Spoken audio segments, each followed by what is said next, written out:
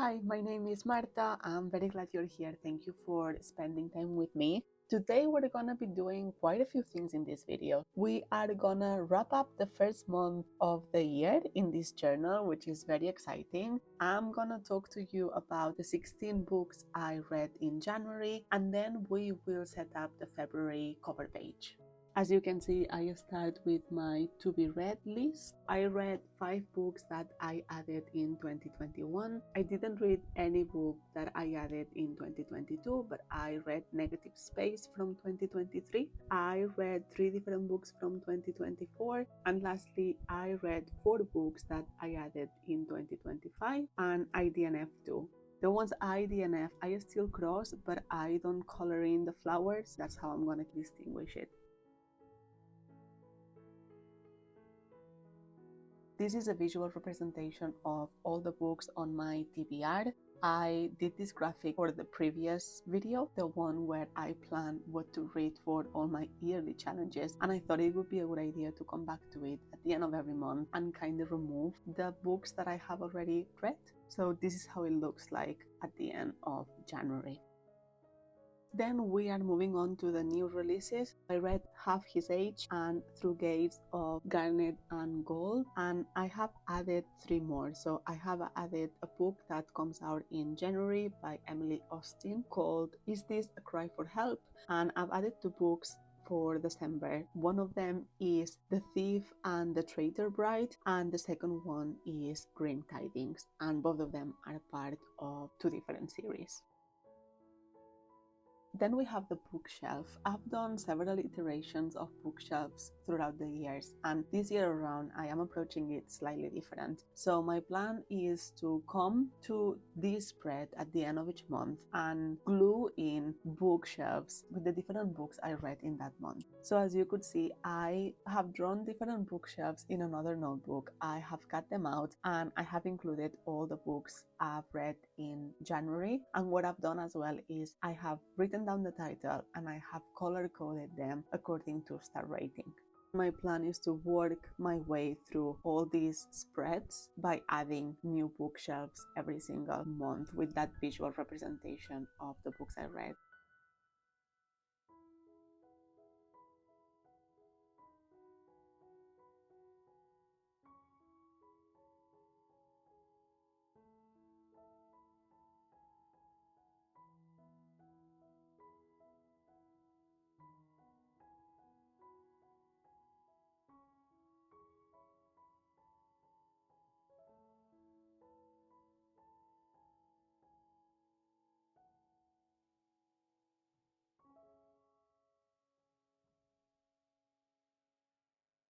Moving on to my goals section, so starting with the first goal of reading 150 books. I've read 16 books, so I'm just gonna put for now that I read 15, and I'm gonna make a note to carry one over for the next time. Goal 2, in January I read 2 different new releases, but I will just mark 1 because the idea is that every month I read 1. I didn't finish any series, so nothing to update there. And in terms of TBR 0, I have knocked off 15 books, but that includes 2 DNFs as well.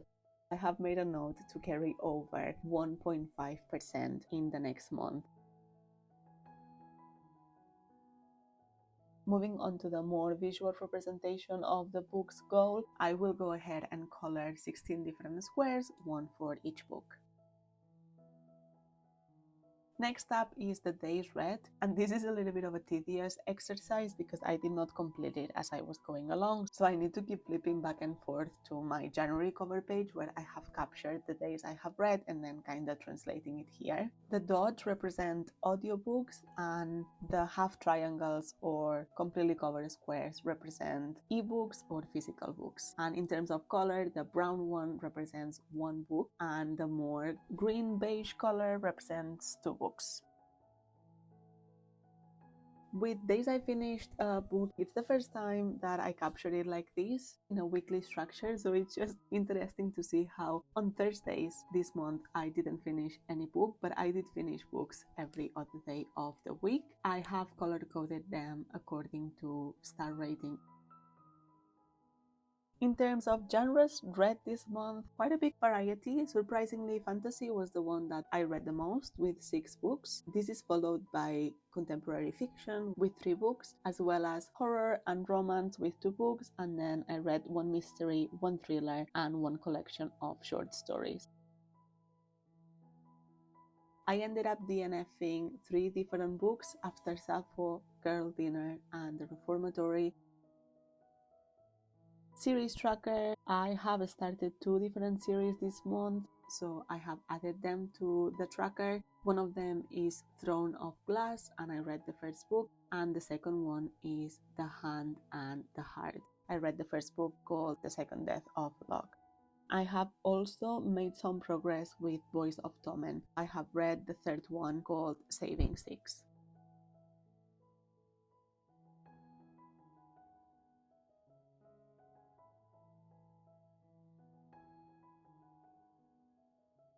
I forgot to print out the cover for the favorite book of the month, so I will do it next month. But my favorite book of January was The Second Death of Locke by V.L. Bovalino.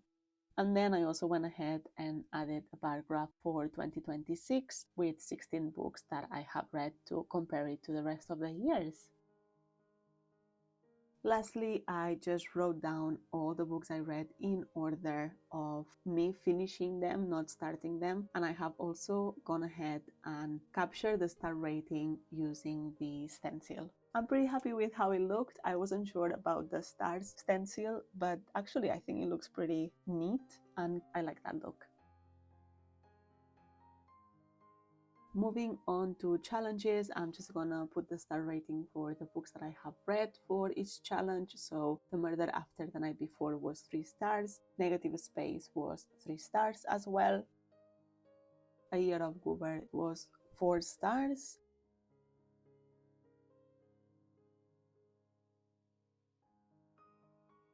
lastly, A Map of Stories, the book I read for that challenge, was a 5 star with The Second Death of Locke.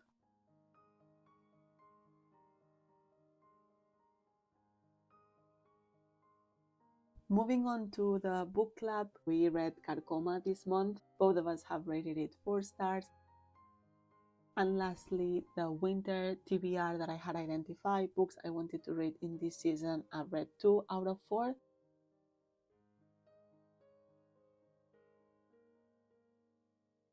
Then we have the January cover. Most of it, as you can see, it is done. I just want to do a couple of things to tidy it up and bring it all together. I also want to capture more clearly the amount of books I read and how many of them have been ebooks and how many of them have been audiobooks. On the left-hand side of the right page, you can see a visual representation of the day I started the book and the day I finished the book. I numbered them all and I matched that number and I put the title. The ones that are in blue represent the books I read with my eyeballs, and the orange ones represent the audiobooks. The average star rating for this month has been 3.56.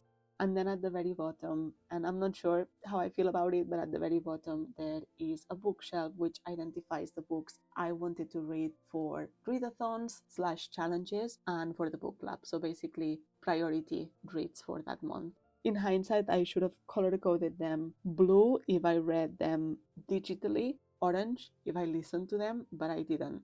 Hindsight.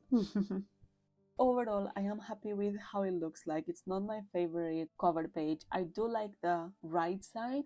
Left-hand side, the proper cover page with the title, it's a little bit lackluster. I had a vision and it didn't come together, so I'm hoping that later on when we do the February cover page, I'm happier with how it turns out, but we'll see. I'm not mad at it.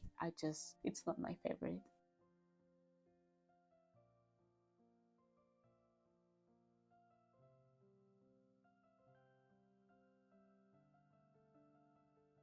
Okay, now let's talk about all the 16 books I read in January. I won't be going into any details to avoid spoilers, but I will be giving you just a brief overview on what the book was about in case you are interested in reading it and picking it up. So the first book I finished in 2026 was The Murder After the Night Before by Katy Brent. This is a mystery/thriller. I read it as part of the Buzzword Title Challenge. and it was a little bit of a middle of the road for me. I think it was trying to do too many different things at once. We follow Molly. She is in her 30s and she goes out with her colleagues to a Christmas party, and when she wakes up the next morning, she doesn't remember what happened the night before, but there is a stranger in her house. She has gone viral unknowingly and her best friend is dead. She spends the rest of the book solving that mystery and putting all the pieces of the puzzle together. I gave it 3 stars, and you can see me set up this spread in the January Cozy Journal session video linked in the cards above. Next one up is Throne of Glass by Sarah J. Maas. This is a fantasy book and it is the first book in the series called Throne of Glass. I read it as part of a year of Woover. It was the January prompt. And again, you can see me set up the spread and talk about this book in the Chatty Journal with me video linked above, and I go into a little bit more detail in that video, again without bringing in spoilers. But in this book, we follow Selena. She is an assassin who has been in prison for a while and is offered a chance at freedom. She needs to participate and win in trials against other notorious, dangerous people in order to become the king's champion. I gave this book 4 stars. I'm keen on continuing the series and see where the story takes us. I know it's a very hyped series, so I'm looking forward to keep reading it and see if I agree. Next one up is The Truants by Kate Weinberg. This is a fiction book, and more specifically it is dark academia.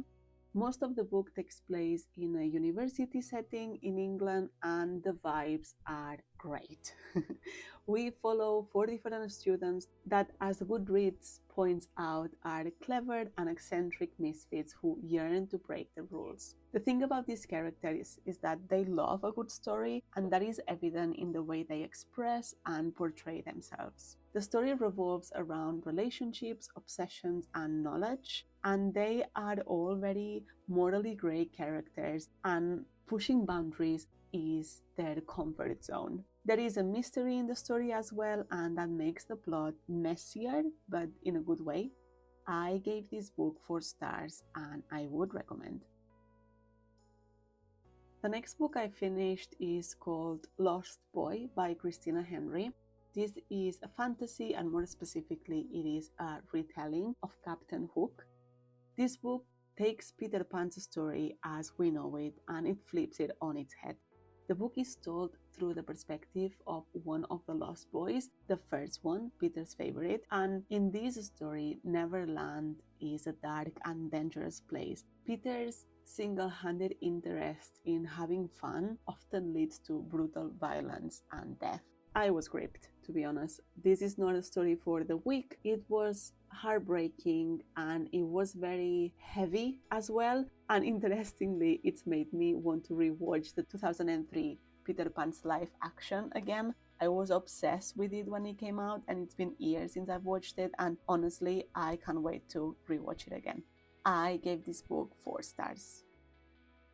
Next one up is The Second Death of Locke by V.L. Bovalino. This is a fantasy book, and it is book 1 in the Hand and the Heart series. Book 2 comes out in September, and I think it is an interconnected series, so we will follow different characters. I have just added that book actually in my 2026 anticipated releases. I read this as part of Map of Stories challenge. It was the prompt for January. This book had me in a chokehold. I acknowledge that it wasn't perfect. The ending specifically felt a little bit lackluster, but there is such a thing as perfect place, perfect timing to read a book. And that's what happened to me with this one. It is my first 5-star of the year. It is set in what feels like a fantasy version of the medieval times, and in this world there are people who are sources of power and they are called wells, and there are people who can tap into that power and they are called mages. The kingdom is at war, and now more than ever it is crucial to pair wells with mages so they can go out and fight in the battlefield. In this book we follow Gray. our well, and Kier, her mage. And yes, the setting is immaculate, and yes, they go on a quest and a lot of relevant plot points are uncovered, but, and this is a big but, the way in which this author conveys yearning is something I've never seen before. It's what got me crying at the 8% mark, and that is a very tricky thing to do. Ray and Kier would do anything to protect each other and to keep each other safe, and I just love their dynamics. I love their relationship. I love the descriptions. I gave it 5 stars, as I mentioned, and my heart still feels sore after finishing this book. Next one up, I have Carcoma by Layla Martínez.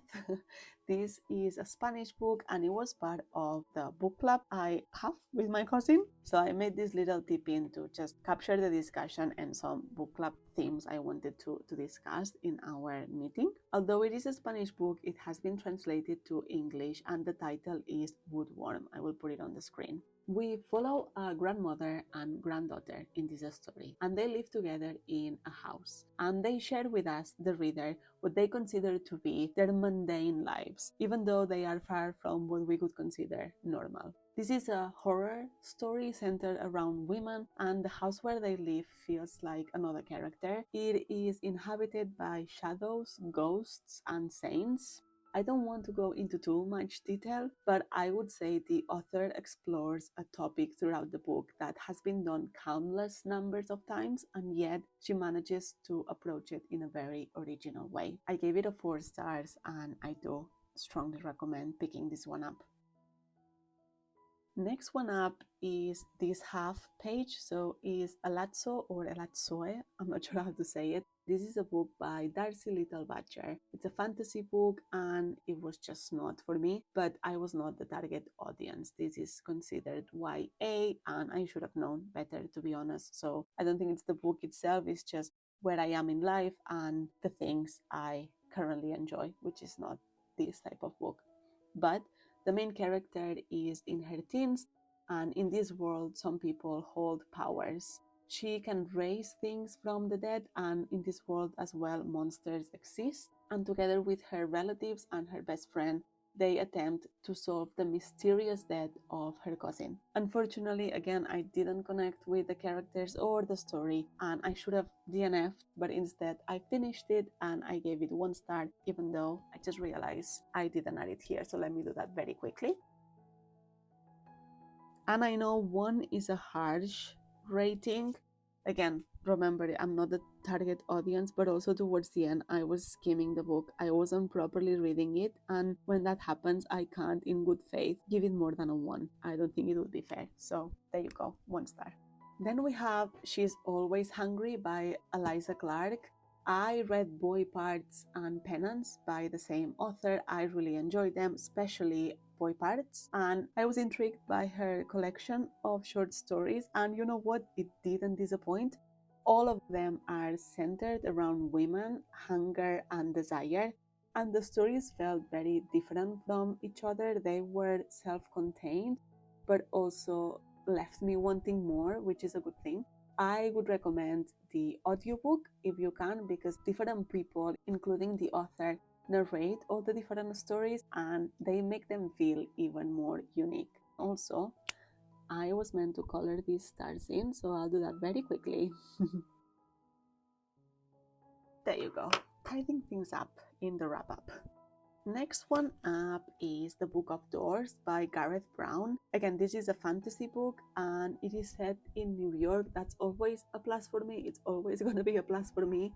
We follow Cassie in this story. She works at a bookstore in Manhattan when she is given a book by one of her clients, her customers.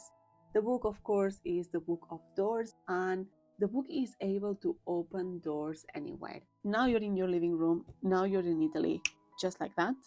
Soon she discovers that other people have been looking for the book as well, and there are other magical books in this world and they can be used for good but also for evil. And some of the people that are looking for the Book of Doors are pretty dangerous. So she will have to do her best to keep herself and the book safe.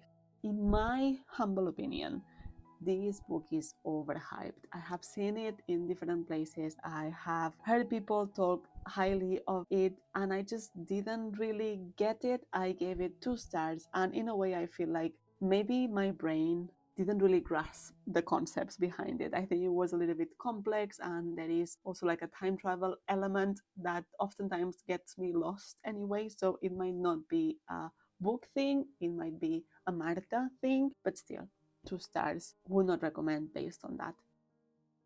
Moving on, we have In 5 Years by Rebecca Serle. I thought this would be a silly, goofy romance, but I was wrong. It was kinda dark and disheartening somehow. Again, it is set in New York, and we follow our main character, Dani. She has a type A personality. She plans absolutely everything in both her personal and professional life. And the night of her engagement, at the very beginning of the book, she goes into bed and wakes up 5 years later. And her life is completely different. She is in a different apartment. She is in bed with a different man, not her fiancé. And she remains there in the future for a short period of time, and then she goes back to present day. That vision remains with her. It's almost like a dream, but she manages to get on with her life kinda easily. That's until her best friend starts dating the man from the vision. I have some thoughts about this book and how the author approached the story, but if I was to share them with you, they would give the plot away, so I can't really talk through them, but I'm just gonna say I gave it 3 stars. It was okay. Next one up is The Whisper Man by Alex North. It is a thriller. I don't tend to read thrillers very often, but this was a good one. I enjoyed this one. After the death of his wife, Tom decides to move to a small town in England with his 6 or 7-year-old son. Not sure of the age, doesn't really matter, a kid. They don't know that the town has a dark past and a serial killer was active 20 years ago. Said serial killer was put behind bars and he still remains there in prison. So how come young kids are going missing again, and how come the MO looks exactly the same? The story is told through different point of views. So we have Tom, the dad, we have Jake, the son, we also have the female detective assigned to the current case, and we also have the detective assigned to the case 20 years ago. The story kept me engaged. It had twists and turns as you would expect in a thriller, and it was pretty unputdownable. I do recommend. I gave it 4 stars. Next one up is Through Gates of Garnet and Gold. It is a book by Seannan McGuire. It's book 11 in the Wayward series, and it was one of my 2026 anticipated releases. I'm happy to report that my love for this series has been reignited with this book. The last 2 or 3 lost me a little bit, but this one brought back all the whimsy and the comfort that made me fall in love with these books in the first place. Being book 11, I can't really say much about this book specifically. That being said, I was happy to see the OG gang back together, and some of the comebacks in this book had me gasping. For those of you who are not familiar with the series as a whole, it is set in a world where children can find doors and go to other worlds. If they are sure of that decision, they can remain there forever.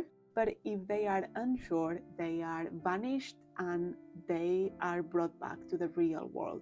For some of them, that is the best thing that could happen to them, but others regret it instantly. Eleanor's School for Wayward Children provides a place for them to wait for their door to reappear. And this is for the ones that regret the decision of leaving the world they found through the doors. All the books in this series are short, and it feels like there's literal magic in their pages. I ended up giving this book 5 stars. I was so happy to be back with these characters, and they are sweet baby angels. I love spending time with them. Looking forward to reading the next one, hoping it will be next year. Usually a new book of this series gets released every January, so I can wait for January 2027 to keep reading this series. Next one up is We Could Be Rats by Emily Austin. This is a contemporary fiction book, and this author is an automatic read for me. She has the ability to explore very dark and serious topics in a lighthearted way, but without taking away their severity. So needless to say, check out trigger warnings for all of her books. At its core, this is a story about sisters, difficult family dynamics, the struggles of adulthood, grief, and loss. It is told in 3 distinct parts, and you get to unpeel all the characters layer by layer. Good thing I checked Goodreads, because otherwise I would have given you the biggest spoiler. Before talking about these books in any of my videos, I make sure to check Goodreads or Storygraph to make sure I'm not spoiling anything and I'm just giving a very brief overview of the book. So I'm gonna leave it here for now. Very glad I did that, because it would have been a shame for me to spoil anything. I recommend this book, I recommend this author in general, and I gave this book 4 stars.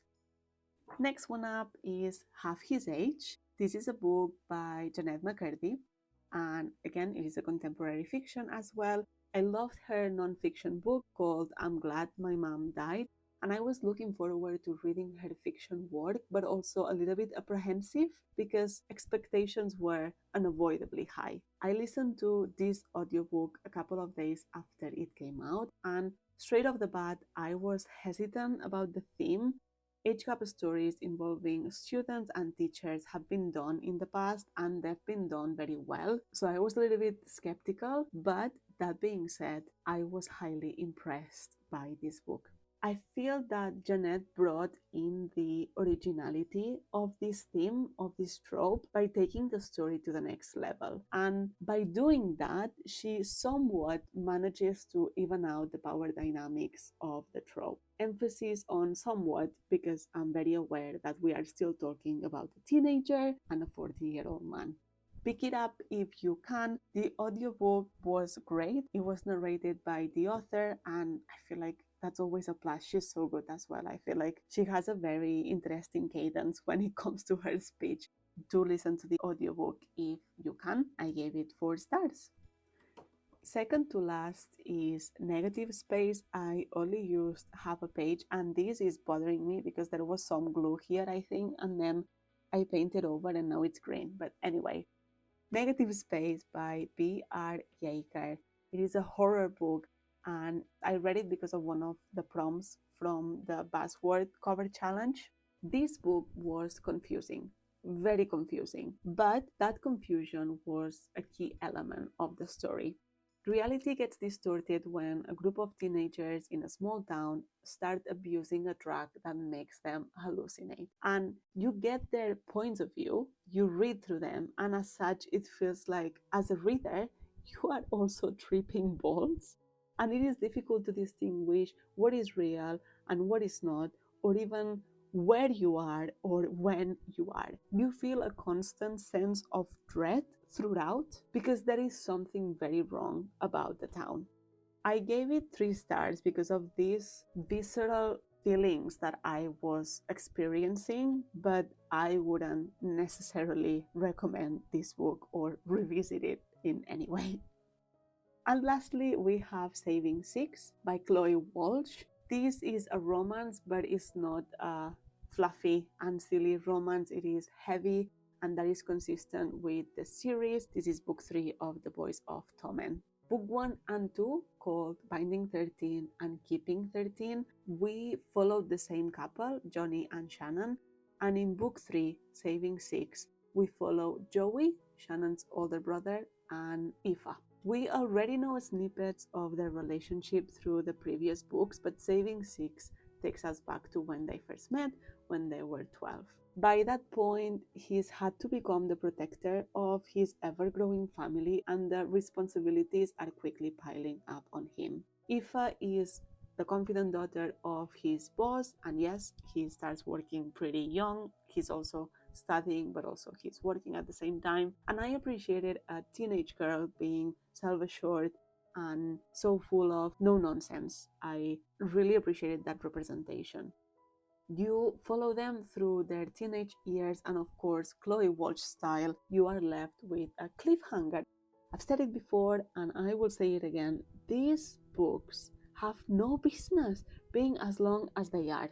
The author tells a couple story in 2 different books, and these books are so long individually, and I feel like they could be condensed into just one book. But will I be continuing it? Yes, I will be continuing it. And that's about it. Those are the 16 books I read in January. Not a bad month overall. Surprisingly, I read more ebooks than audiobooks. Tends to be the other way around, so I'm not mad about that. And now the only thing left to do is to set up my February cover page and some of the annual pages as well. I feel like I could do a couple of things to make sure I'm all set up for February. In terms of setting this up, I want to improve this. I want to make it better. So I have this set of stickers, which is from the same sticker shop, same artist. They are from Etsy, and I don't know if this might be the name of the Etsy store, but they are kind of Valentine inspired. They feel very romantic, so I'm gonna be using this sticker sheet. And then also I found this, which was part of my 2025 calendar, and I feel like it goes together. So this is gonna go here, and then in this side I'm gonna start to set up something similar to this. I'm gonna put some music in the background. I will go and listen to Alchemized. That's the book I'm currently reading while I set up this spread.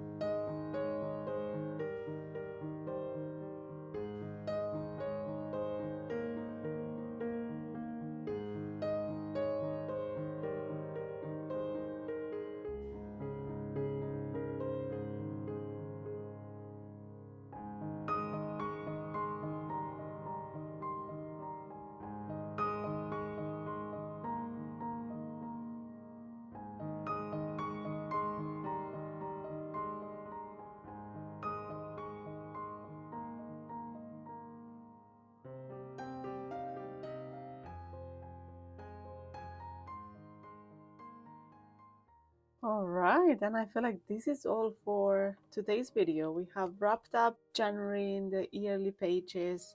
We have tidied the cover page for January. We have discussed all the different books briefly that I read during this month, and we have set up the February cover page, which, looking at it, I like the colors. It feels simpler in a way, but I do like how it has turned out. And for now, this is as completed as it gets because it is the beginning of the month. And next page is going to be the first reading spread for the first book I finished in February.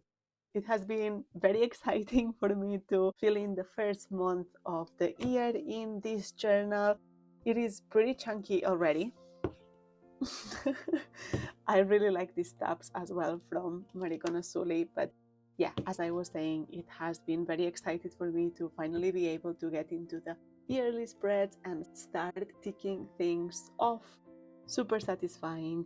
Thank you so much for watching. I'm looking forward to showing you February once it's all done. I hope you are having a good day. Remember to be kind to yourself. Bye!